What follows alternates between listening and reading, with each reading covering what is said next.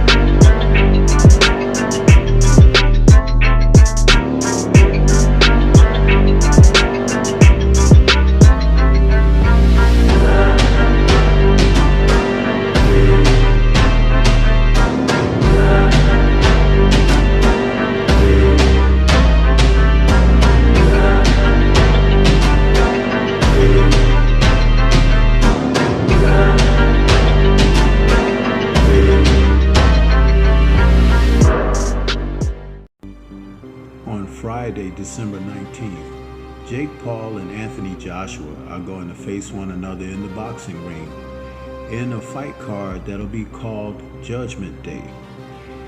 Originally, it was going to be Paul facing Gervonta Davis, but due to Davis having outside of the ring issues, Paul scrambled to find another professional fighter to face. Anthony Joshua, who was looking to make a comeback before the end of the year, raised his hand. And so now we have these two heavyweights facing off. Paul is 28 years of age to Anthony Joshua being 36. And Joshua has an 82-inch reach over Paul, who has a 76-inch reach. We talked about Joshua being 6'6" and Paul being 6'1". The two men are entering a situation where they both need something lustrous to happen to them in the fight going forward. For Paul, having the opportunity to legitimize his place in professional boxing is primary. For Joshua, it is a sense of trying to repair things and come back, since he had dropped his loss in September of 2024 to Daniel Dubois.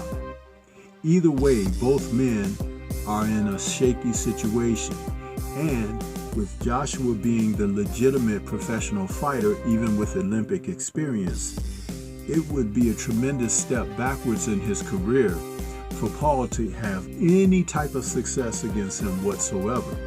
So I believe that Joshua is approaching this as a mere money grab, but also the opportunity to shake off a bit of ring rust because he's been out of the ring since over a year. All in all, again, as you look at boxing, you can see that there are stories and bylines to what's transpiring here.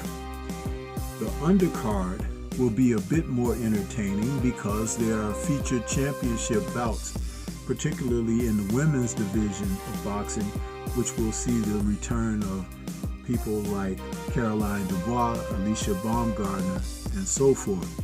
But these two men are in an enigmatic situation. Joshua cannot afford to look bad against Paul whatsoever, and Paul shouldn't be expected to get much done against Joshua whatsoever.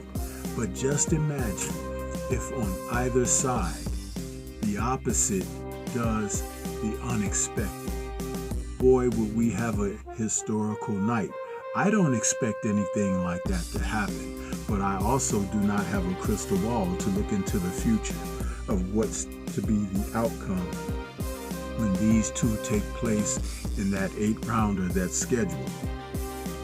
As we approach the event, is going to be televised on Netflix once again to a tremendous worldwide audience with the reach that Netflix has.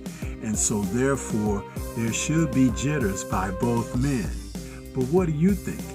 As this approaches, does Jake Paul have an opportunity to even, in the slightest bit possible, make Joshua look bad or inadequate? And does Joshua really do something terrible to Jake Paul to put a permanent damper on what he's tried to accrue as a professional stepping into the ring of boxing, where he really has no experience? This is Stormy B-Man. Shout out to the mighty LDBC and Liberated Perspective, a third eye view of the world.